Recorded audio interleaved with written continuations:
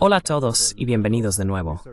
Hoy nos acompaña Fyodor Lukyanov, profesor de investigación en la Escuela Superior de Economía de Moscú, también editor jefe de Russia in Global Affairs, presidente del Presidium del Consejo de Política Exterior y de Defensa de Rusia y director del Club de Discusión Valdai, donde cada año entrevista al presidente Putin.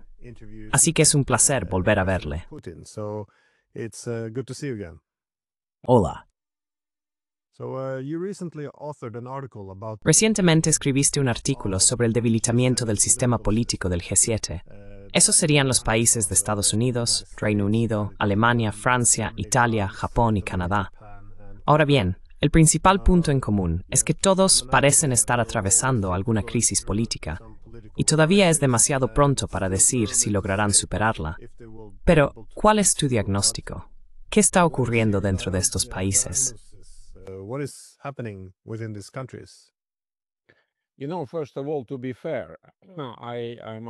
Sabes, ante todo, para ser justos, debo decir que esto es una crisis, o al menos un periodo de inestabilidad y pruebas de estabilidad para todos los países del mundo. No hay diferencia entre el G7 y el resto. La cuestión es que se debe a un nivel de turbulencia bastante sin precedentes. ¿Por qué creo que es sin precedentes?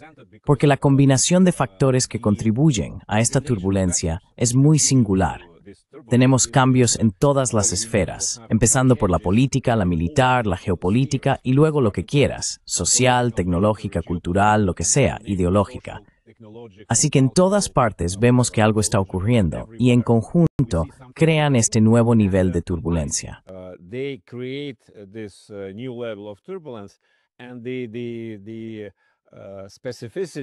Y el elemento específico y más problemático de esto es que no podemos predecir cómo esta combinación impactará en los desarrollos futuros. Así que simplemente es imposible calcularlo todavía, al menos para los politólogos e incluso para los líderes políticos. Por eso, todos deben ser muy cautelosos, tantear el terreno e intentar comprender qué hacer a continuación. A continuación significa el siguiente paso, literalmente. Y en esta situación, lo que intenté decir en el comentario que mencionaste es que la cuestión es cuán bien están preparados los estados para reaccionar.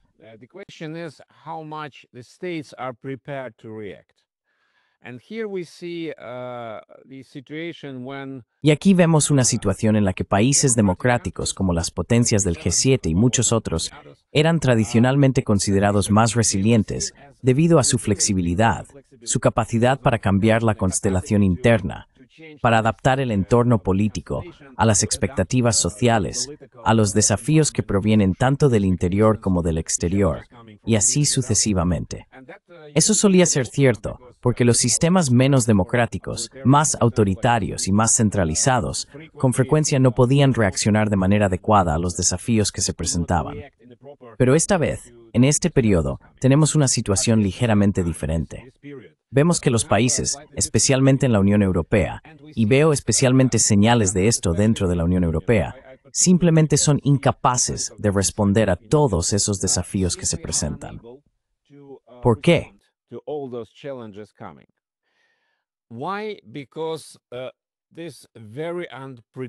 Porque este entorno tan impredecible en realidad requiere un grado muy alto de adaptabilidad, la capacidad de cambiar la situación, cambiar las políticas y cambiar de rumbo para reaccionar ante factores constantemente nuevos que provienen tanto del exterior como del interior.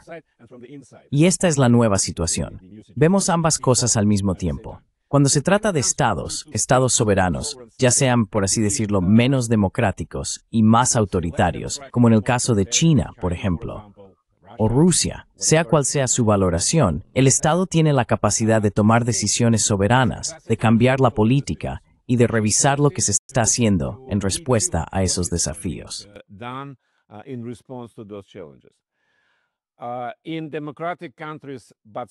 En los países democráticos y en estados soberanos como Estados Unidos, vemos lo mismo. Puede tener más o menos éxito en cada lugar, pero al menos cuando esos poderes, esos estados, esas autoridades ven que algo no funciona, pueden cambiarlo. En la Unión Europea, como sabemos, funciona de manera diferente. No es un Estado, es una combinación, es una comunidad de países muy distintos, con intereses completamente diferentes. De hecho, con percepciones muy diferentes de las amenazas y los problemas, y así sucesivamente. Lo que sea, las diferencias son realmente muy grandes.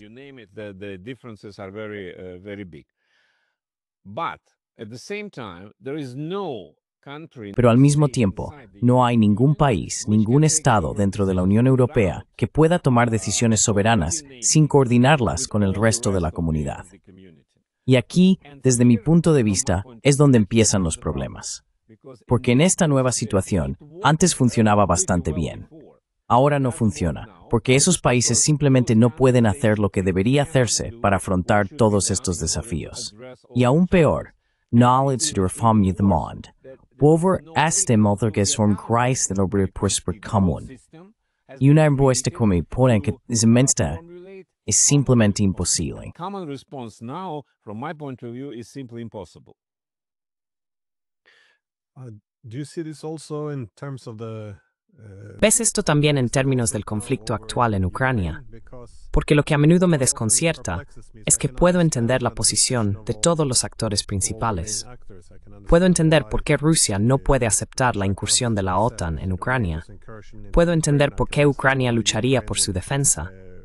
Puedo entender por qué Estados Unidos buscaría debilitar a un adversario, pero ahora han dejado el proyecto fallido en manos de los europeos. El único actor que me cuesta entender en este momento es Europa. El conflicto no va en su dirección, pero no hay corrección de rumbo. Realmente quieren formar parte de las negociaciones, así que siguen preguntando a Trump, pero no pueden levantar el teléfono para llamar a Rusia. But they can't pick up a phone to call Russia. They see this economic decline and Ven esta decadencia económica y desindustrialización, pero siguen tomando decisiones que solo agravan el problema. Así que resulta muy frustrante ver que no hay un proceso para identificar el problema y buscar cómo resolverlo. Y supongo que lo que siempre fue bueno de la UE, no siempre, pero en los años 90 y 2000, fue que pudo utilizar ese poder de negociación colectiva para conseguir los mejores acuerdos económicos para sus Estados miembros, para extraer cierto poder político debido a la interdependencia asimétrica con sus Estados socios, y podían tener cierta independencia de Estados Unidos. En otras palabras, una puesta en común de la soberanía. Servía a los intereses nacionales a pesar de socavar parte de la soberanía a nivel nacional. Pero claramente, algo se ha desviado del camino.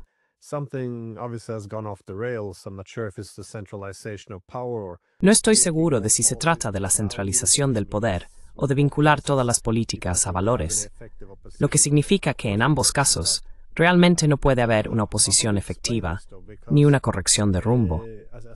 Pero, ¿cómo se explica esto? Porque como mencionaste, está ocurriendo en todos los ámbitos. Cuestiones de seguridad, militares, políticas. Hay un problema con la forma de gestionar la oposición. Se la deslegitima de manera efectiva en muchos países, lo que convierte a la democracia, la transferencia pacífica del poder, en un problema clave, pero también culturalmente, como decías. Y es como si todos estos problemas no dejaran de acumularse, y no parece que se esté tomando ninguna medida al respecto. ¿Por qué la propia Unión Europea tiene esta dificultad? ¿Es la Unión Europea el problema, o hay otros problemas en juego aquí?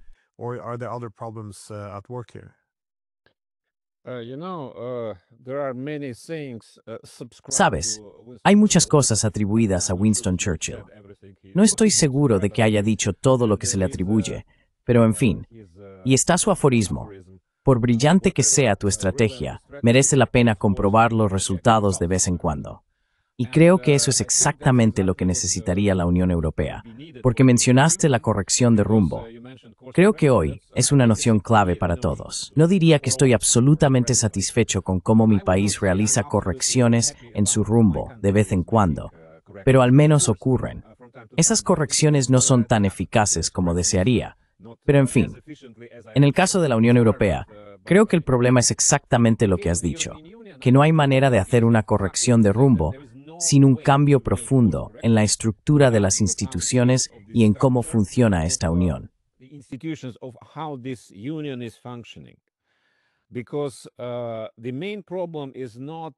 Porque el problema principal no es el hecho de que la calidad de los líderes políticos de hoy sea, como mucha gente sugiere, inferior a la de antes, quizás de una clase algo más baja que antes. Puede ser, pero ese no es el tema clave.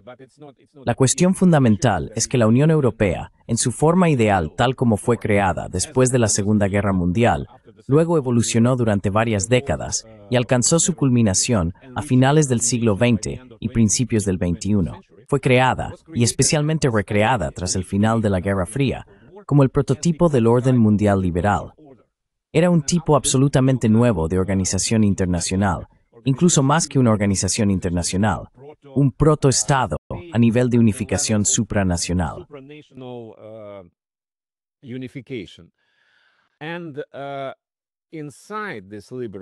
Y dentro de este orden mundial liberal, mientras dominaba todo el sistema internacional, prácticamente, o al menos idealmente, fue una gran ventaja para la Unión Europea ver cómo podía funcionar, especialmente dado el hecho de que la situación militar y geopolítica era extremadamente ventajosa para Occidente en general y para la Unión Europea en particular. Estados Unidos proporcionaba protección en materia de seguridad. Rusia suministraba energía barata. Es este manowar pro Stauman Edgius. And that was brilliant. But it could exist, from my point of view. Pero podría existir, desde mi punto de vista, solo dentro de esta constelación tan singular de factores internacionales. Este orden mundial liberal, o como los políticos occidentales empezaron a llamarlo más tarde, el orden basado en reglas, fue una excepción. Así que no era la forma en que el sistema internacional, cómo funcionaban las relaciones internacionales durante siglos, y me atrevería a decir que no volverá pronto, quizá nunca.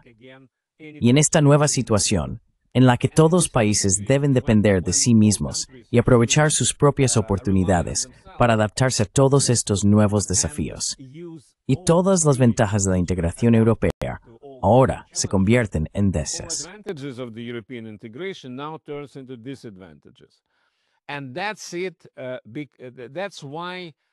Y eso es todo. Por eso un cambio de rumbo, una corrección de rumbo, no es posible. Porque no se puede corregir el rumbo de Alemania, o Portugal, o Suecia, o Luxemburgo, o Eslovenia, sin cambiar toda la arquitectura de la Unión. Y si empiezas a cambiarla, entonces se convertirá en algo completamente diferente. No será la unión ni la integración que la gente conoce del pasado. Por eso creo que la Unión Europea está en serios problemas, a diferencia de muchos otros países, incluidos Estados Unidos, incluidos Canadá. Primeiro management where namarist mad price seni agorissings forbids soar. But it's still the sovereign state. Or it might sound very O puede sonar muy paradójico y quizá una locura, pero mirando atrás a 2016, cuando los británicos votaron por el Brexit, la salida de la Unión Europea, en ese momento desde fuera parecía una completa locura, un accidente total. Nadie había calculado las consecuencias, y así sucesivamente. Pero incluso entonces pensé, fue solo una reflexión personal, pensé que no sabíamos cómo se desarrollaría la integración europea. Y quizá después de algunos años, algunas personas dirían que esa decisión tan estúpida y desafortunada para el Reino Unido fue en realidad una huida de la trampa en la que la integración europea caería durante esta época.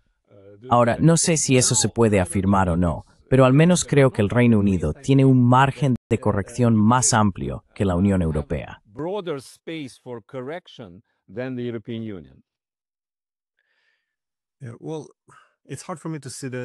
Bueno, me resulta difícil ver el papel de la UE en el Nuevo Mundo, porque cuando analizamos el orden mundial, normalmente consideramos dos componentes, la distribución del poder y la legitimidad de cómo actúan los actores.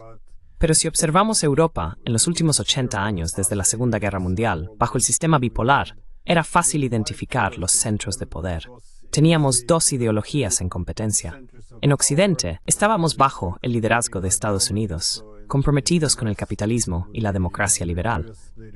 Así que en ese sentido, estaba muy organizado, claramente delimitado. Y luego, por supuesto, en el momento unipolar tras la Guerra Fría, había un solo centro de poder. Pero aún así, Estados Unidos era el único actor relevante. Power, but still, the US was the only game in town. We redivide the world again as liberal democracies. Volvemos a dividir el mundo entre democracias liberales y autoritarismos. Así que, de nuevo, el orden mundial consiste en un poder central, pero ahora es casi como una misión civilizadora. Tienen que salir y rehacer el mundo a su propia imagen como democracias liberales. Pero en un mundo multipolar, parece que muchas cosas se desmoronan. Esa es, por un lado, la distribución del poder. Si Estados Unidos ya no tiene a Europa como su prioridad principal, de hecho, ahora parece un distante tercer lugar. Realmente le falta ese componente importante. Además, la legitimidad parece desmoronarse, y es difícil ver por qué, o cómo países tan diferentes como España y Lituania tendrían algo clave. Bueno, ¿qué tendrían realmente en común?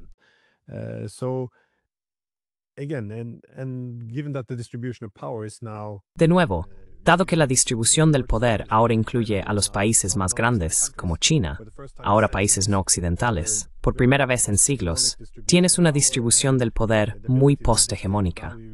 La capacidad de dictar valores y, esencialmente, la fuente de legitimidad, todo esto se desmorona. ¿Ves un orden mundial cambiante, supongo? ¿Y cómo pueden los europeos adaptarse a un nuevo orden mundial? Porque parece que Europa, como unidad cohesionada, solo podría existir bajo un sistema bipolar o unipolar. ¿O es esta una visión demasiado mixta de tu perspectiva?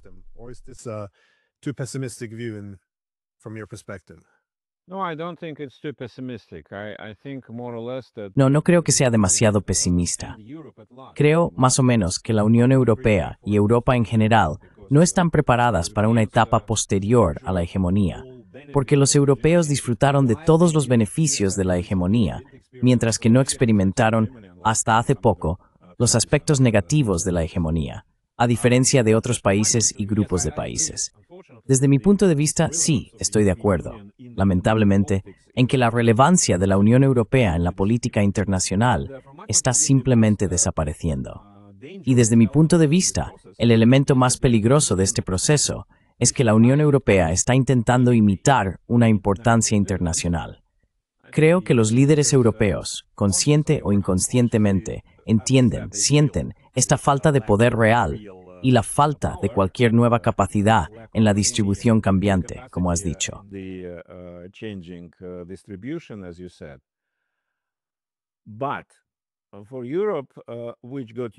Pero para Europa, que durante varios siglos se acostumbró a ser el centro de todos los procesos internacionales y de las relaciones internacionales en general, por supuesto que es muy difícil aceptar esto. Y lo que vemos es un intento de imitar políticas audaces. El ejemplo más reciente es el reconocimiento de Palestina por parte de varios países, incluidos Francia y miembros de la Unión Europea. Por un lado, nadie puede negar que lo que está ocurriendo en Oriente Medio es absolutamente terrible y espantoso, y podemos tener opiniones firmes sobre lo que está haciendo Israel. Pero la pregunta es, ¿para qué está diseñada esta medida? ¿Ayudará a la autoridad palestina a fortalecer sus capacidades? En absoluto.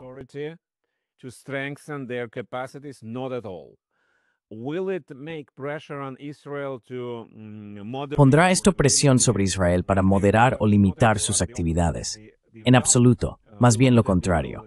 El resultado será que simplemente redoblarán sus esfuerzos e intensificarán sus acciones para intentar completar su objetivo. ¿Qué significa esto? Significa que la Unión Europea está intentando hacer cosas que no requieren mucho, solo declaraciones, solo palabras, sin pensar en las posibles consecuencias que estas acciones puedan tener en el siguiente paso o en el posterior. Otro ejemplo, desde mi punto de vista, es la próxima reintroducción de sanciones contra Irán, que ha sido iniciada por los miembros europeos del antiguo acuerdo nuclear a través del mecanismo de snapback. De nuevo, ¿por qué hacer esto? ¿Qué esperan conseguir con esta medida?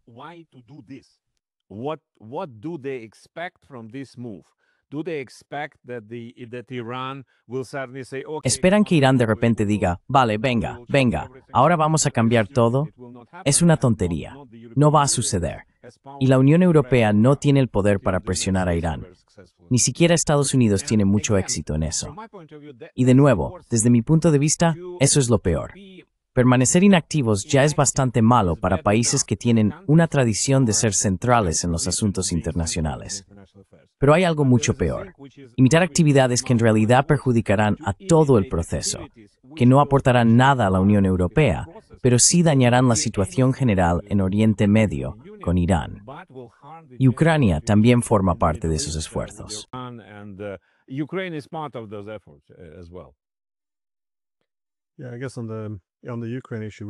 Sí, supongo que en el tema de Ucrania vemos algo similar. Esta idea de que tienen que hacer algo para afirmarse. Pero cuando hacen declaraciones como ya sabes, el camino hacia la adhesión a la OTAN sigue abierto, o vamos a enviar tropas durante un acuerdo de paz, lo único que consiguen, creo, es lo contrario. Que no pueda haber un acuerdo de paz. No sé, a menudo remonto esto a los años 90 y 2000, porque durante aquellos años dorados de la UN, todos los países vecinos querían unirse y todos tenían que adaptarse a su gobernanza externa o a sus normas comerciales. Podían gobernar casi solo a través de discursos y legislación. Por eso, en el mundo académico, se referían a la UE como una superpotencia legislativa.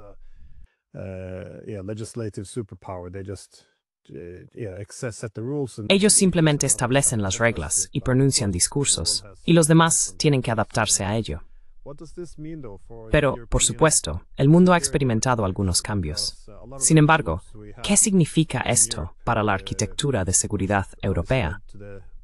Porque muchos de los problemas que tenemos en Europa, que obviamente llevaron a la guerra en Ucrania, tienen sus raíces en cuestiones más profundas y no resueltas en el orden de seguridad europeo. Pero el orden de seguridad europeo parece estar construido sobre dos pilares, la OTAN y la Unión Europea. Sin embargo, ninguno de estos es especialmente sólido en este momento. ¿Es esto, quiero decir, lo ves como una fuente de crisis o como una oportunidad? Porque podría permitirnos abordar algunos de los errores cometidos en los años 90, como crear una Europa sin el país más grande de Europa. Es decir, ¿cómo valoras el impacto que tendrá esta crisis en la UE y la OTAN sobre el orden de seguridad europeo?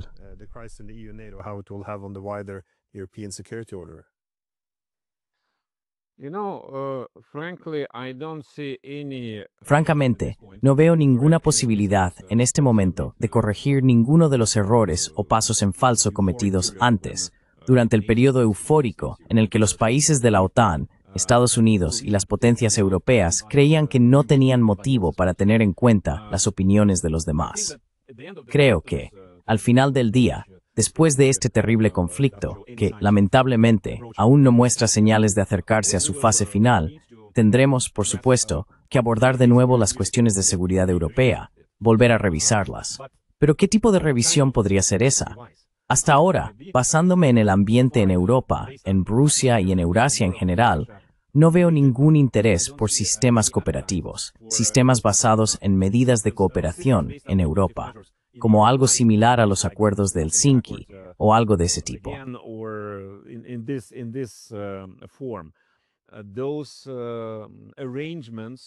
Esos acuerdos pertenecen a un sistema internacional completamente diferente. Soy muy modesto en mis expectativas. Lo que consideraría un resultado muy positivo de la guerra en curso sería el distanciamiento entre Rusia y Europa. Distanciamiento en el sentido positivo de que no estemos involucrados en actividades militares entre nosotros, por supuesto. Y este distanciamiento podría crear algún tipo de nueva coexistencia pacífica, como durante la Guerra Fría, pero, por supuesto, sus fundamentos serían completamente diferentes. ¿Qué tipo de Occidente enfrentará el resto del mundo dentro de, digamos, 5 años, 10 años, a partir de ahora? Nadie lo sabe. Porque el Occidente que conocíamos y que aún conocemos por la Guerra Fría, la Primera Guerra Fría, la segunda mitad del siglo XX, creo que ese Occidente ha desaparecido junto con la situación posterior a la Guerra Fría.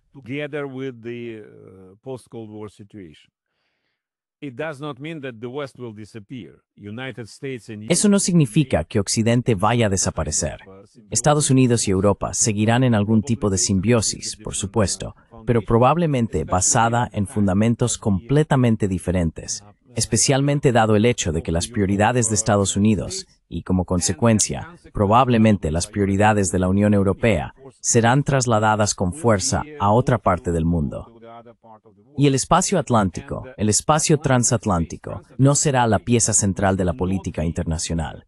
Si ese es el caso, en el futuro, se crearía una situación completamente diferente, que probablemente, no necesariamente, pero probablemente, generaría una mejor atmósfera, un mejor espíritu para esta convivencia entre Rusia y Europa. Eso espero. This coexistence between Russia and Europe. I hope so. Would that be based because that wouldn't be the Sería eso, porque la relación transatlántica crea una frontera rígida con Rusia. ¿O por qué crees que sería más fácil tener mejores relaciones entre europeos y rusos si la asociación transatlántica fuera, supongo, menos dominante a la hora de moldear el sistema internacional? dominant in the shaping the international system? I understand that Entiendo que esta visión, desde mi perspectiva, probablemente sea un poco demasiado optimista, pero lo que imagino es que la Unión Europea quedará mucho más sola por parte de Estados Unidos para enfrentarse a Rusia. Será más realista sobre el futuro, sobre las perspectivas de necesita coexistir. Porque el mayor cambio hoy, desde mi punto de vista, es que la administración Trump, y me atrevería a decir que la próxima administración en Estados Unidos, sea quien sea que ocupe ese cargo, seguirá esta línea, quizá con una retórica ligeramente diferente, pero continuará animando a Europa a valerse más por sí misma en cuestiones de seguridad, especialmente en el ámbito europeo.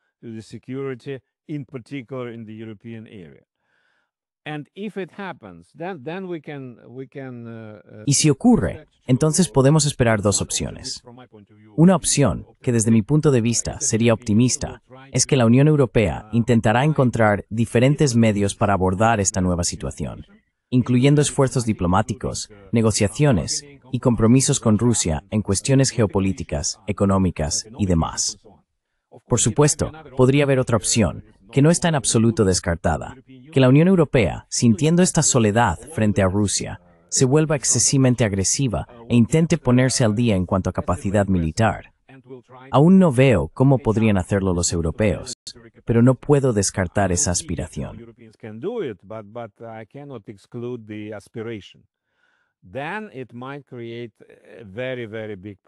Entonces podría crear un problema muy grande, llevando al límite a una auténtica gran guerra entre Rusia y Europa. Y podría darse el caso, aunque hoy parezca muy improbable, de que Estados Unidos no se involucre en esta guerra. Dirán, sí, apoyamos a nuestros amigos y aliados europeos, podemos ayudarles vendiéndoles armas y demás, pero este no es nuestro problema, es su problema. Nosotros estamos centrados en otra cosa. Y por favor, resuélvanlo ustedes mismos. Es muy hipotético, es muy frustrante, pero tampoco podemos descartar este escenario.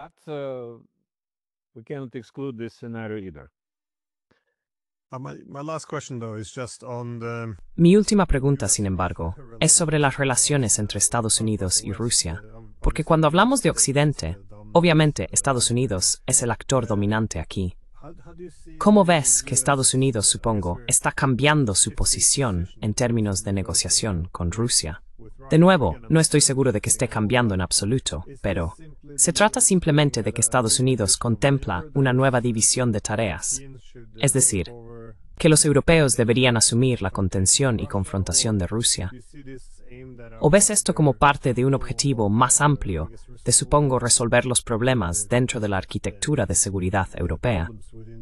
Y en este sentido, ¿ves algún avance en la mejora de las relaciones bilaterales entre Estados Unidos y Rusia?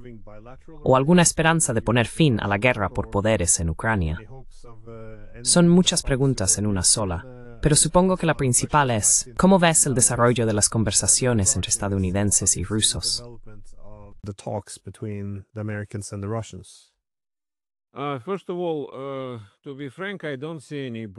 En primer lugar, para ser sincero, no veo ninguna mejora en la relación entre Rusia y Estados Unidos, más allá de la parte retórica.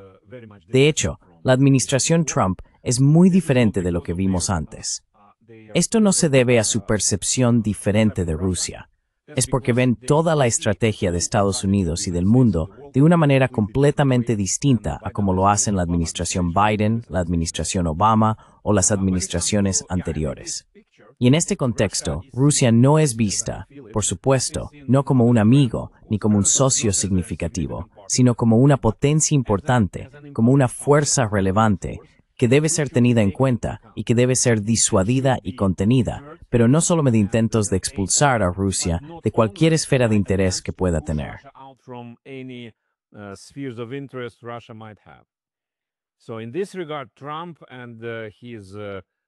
En este sentido, Trump y su entorno, al menos figuras clave a su alrededor, incluyendo, desde mi punto de vista, al secretario de Estado Rubio, ven un espacio más amplio de flexibilidad en la relación con Rusia. Dicho esto, ¿hemos visto algún cambio práctico en la relación desde febrero, cuando Trump llamó a Putin por primera vez? No. El gran cambio también ocurrió en febrero, en esa reunión catastrófica entre Trump y Zelensky en la Casa Blanca, cuando los periodistas preguntaron públicamente a Trump si Estados Unidos estaba del lado de Ucrania. Y Trump respondió que no estamos del lado de Ucrania, no estamos del lado de Rusia, somos mediadores.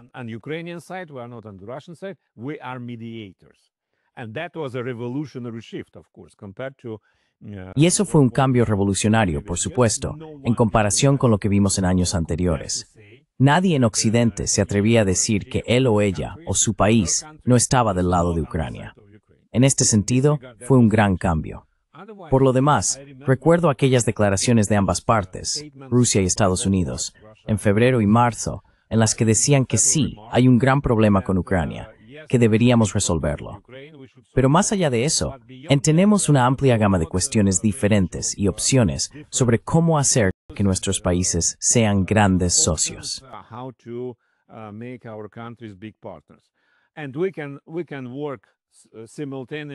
Y podemos trabajar simultáneamente en todas las vías, incluyendo empezar por el aspecto más técnico, ya que en ese momento se consideraba que sería el más sencillo: restablecer el funcionamiento de las instituciones diplomáticas, embajadas, consulados, y luego podríamos acercarnos a otras cuestiones. Yo era muy escéptico respecto a eso desde el principio, porque sabemos por experiencia que los asuntos menores no pueden resolverse antes de abordar el asunto principal. Y eso es exactamente lo que ocurrió. Sin avances en Ucrania, no podemos esperar nada, ya sea en lo económico, diplomático o en el funcionamiento de esas instituciones. Está fuera de toda discusión.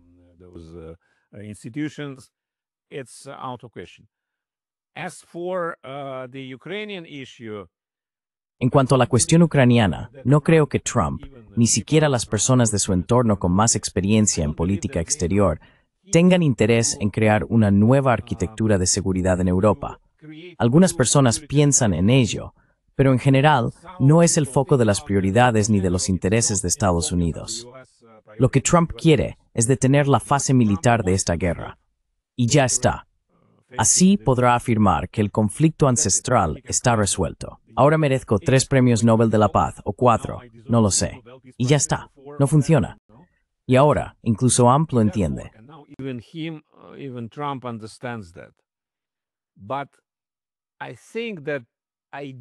Pero creo que en el fondo a Trump le encantaría desvincularse, como hizo durante su primer mandato con Corea del Norte, después de un inicio muy festivo en esas negociaciones. Vio que no había ninguna posibilidad de llegar a un acuerdo y simplemente se olvidó del asunto.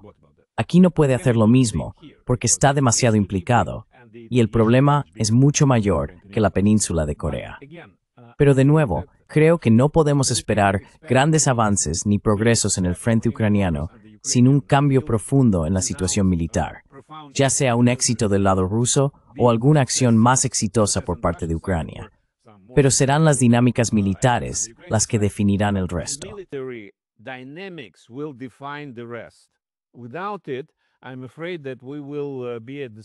Sin ello, me temo que dentro de un año estaremos en el mismo punto. Y de nuevo, como he dicho, el único factor para un acuerdo ucraniano, una solución ucraniana, es la situación militar en el campo de batalla. Otra cuestión es lo que sucederá alrededor, lo que ocurrirá en el mundo, totalmente desconectado del asunto ucraniano, ya sea Oriente Medio, la situación con China o la relación entre Estados Unidos y los principales socios dentro de los BRICS, dentro de la OTAN.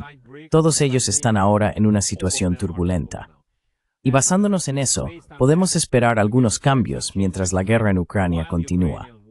Así que no es en absoluto lo que me gustaría ver en esta situación, pero no espero nada diferente en un futuro previsible.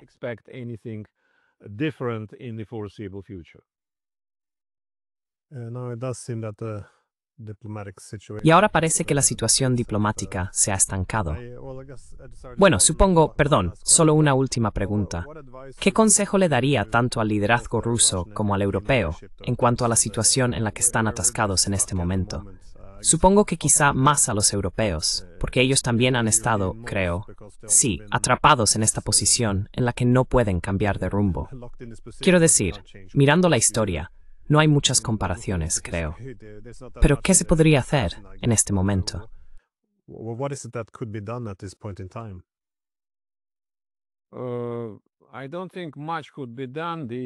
No creo que se pueda hacer mucho.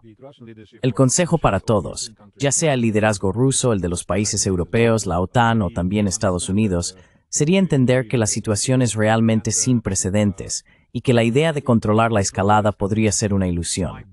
Todos los estrategas especulan y calculan mucho sobre cómo escalar, pero bajo control. No fue una experiencia muy alentadora en el pasado. Conocemos malos ejemplos de eso por todas las partes. Rusia, la Unión Soviética, Estados Unidos, etc.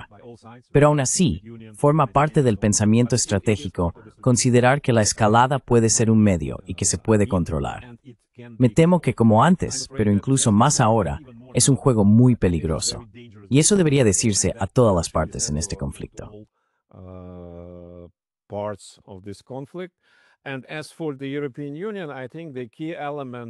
Y en cuanto a la Unión Europea, creo que el elemento clave de todo el panorama europeo es Alemania, por supuesto, lo que suceda en Alemania. Lamentablemente, ese es otro tema que podemos tratar en otro momento.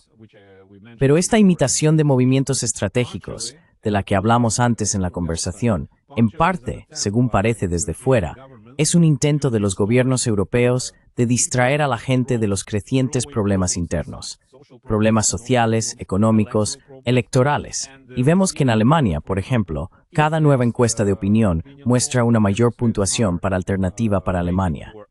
Eso significa que hay problemas internos significativos en Alemania. Y por la historia, sabemos que los alemanes son especialmente malos corrigiendo el rumbo. Históricamente, lo sabemos. Y para mí, eso es bastante preocupante.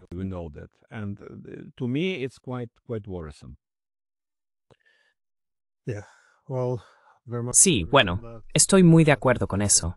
Creo que deberíamos hablar de Alemania algún día, porque los cambios que han ocurrido allí han sido tan dramáticos y tan rápidos. Pero tendremos que dejarlo para la próxima vez. Así que, muchísimas gracias por tu tiempo. Muchas gracias.